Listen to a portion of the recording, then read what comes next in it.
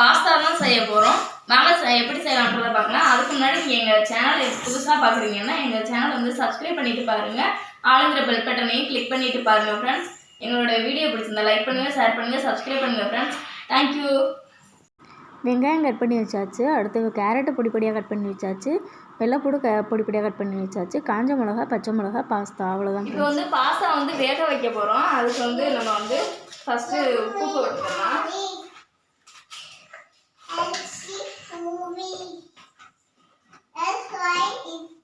அடுத்து வந்து எண்ணெய் ஊற்றிக்கலாம்.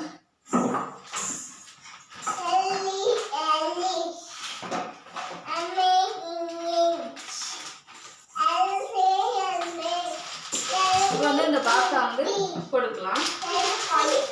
போட்டுக்குவோம்.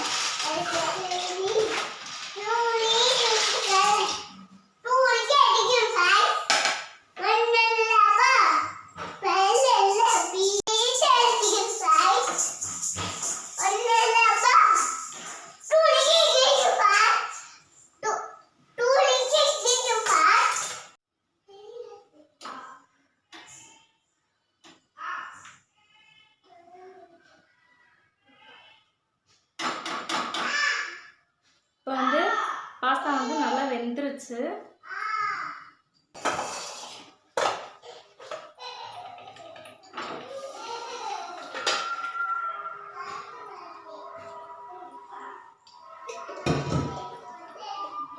இதோட வந்து பச்சை தண்ணி கொஞ்சம் ஒன்று ஊற்றி அலசிடலாம். அப்போ தான் வந்து ஒன்றோட ஒன்று ஒட்டாது.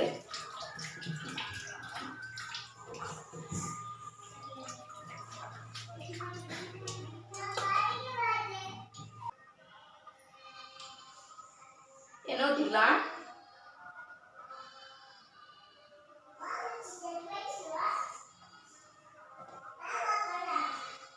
இது வந்து பட்டர் போட்டு செய்வாங்களா? நான் பட்டர் இல்லை, அதனால எண்ணெய் ஊற்றி செய்கிறேன் ஃப்ரெண்ட்ஸ்.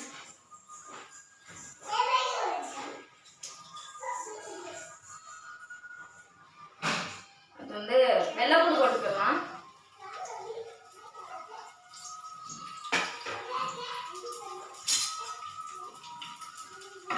வெள்ளைப்பூடை நல்லா வதக்கி விட்டுக்குவோம்.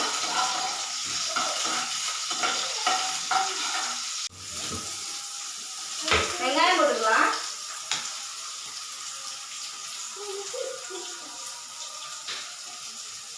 பச்சை மிளகாயும் போட்டுக்கலாம். காஞ்ச மிளகாய் போட்டு வதக்கி விட்டுக்குவோம்.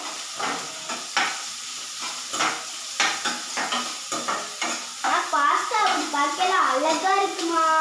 செம்மையா இருக்குமா? செம்மையா இருக்கா? இன்னைக்கு ஃபர்ஸ்ட் டைம் நம்மளே செய்யணும்.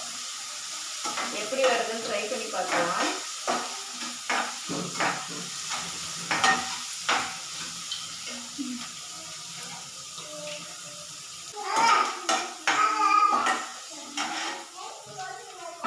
இதோட கேரட்டையும் போட்டுக்கலாம்.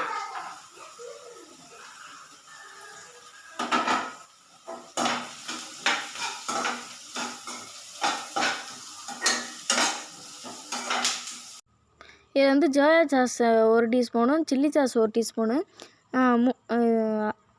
டொமேட்டோ சாஸும் தேவைக்கேற்ப சேர்த்து நல்லா வதக்கி விடுங்க ஃப்ரெண்ட்ஸ், அந்த பச்சை வாசனை போகிற வரைக்கும்.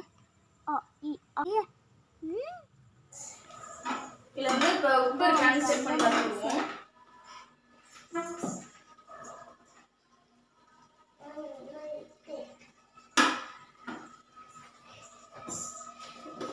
உப்பு கொஞ்சம் மட்டும் போடணும்.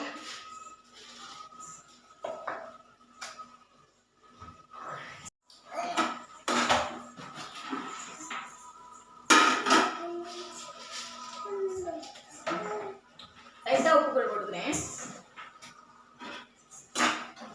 ஏற்கனவே நம்ம வந்து பாஸ்தாவுக்கும் உப்பு போட்டு தான் வந்து வேக வச்சுருக்கோம். அதனால் அதுலேயும் உப்பு இருக்கும், இதுலேயும் கொஞ்சோண்டு லைட்டாக மட்டும் உப்பு போட்டிருக்கேன். எனக்கு வந்து போதுமான அளவு உப்பு இருக்குது, அதனால தான் லேசாக கொஞ்சமாக உப்பு போட்டிருக்கேன். உப்பு உங்களுக்கு தேவையான அளவு நீங்கள் டேஸ்ட் பண்ணி பார்த்துட்டு நீங்கள் போட்டுக்கோங்க ஃப்ரெண்ட்ஸ். இது வந்து நல்லா கொதிச்சு வந்துருச்சு. இப்போ வந்து இந்த பாஸ்தா உள்ள சேர்த்துடலாம்.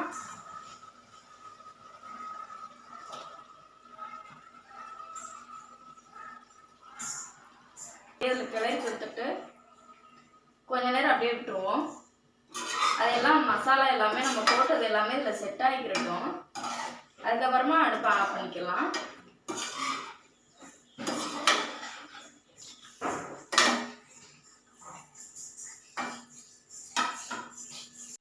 ஃப்ரெண்ட்ஸ் பாஸ்தா வந்து ரெடி ஆயிடுச்சு ஃப்ரெண்ட்ஸ். வந்து வேற ஒரு மாற்றிக்கலாம். Pasta ready.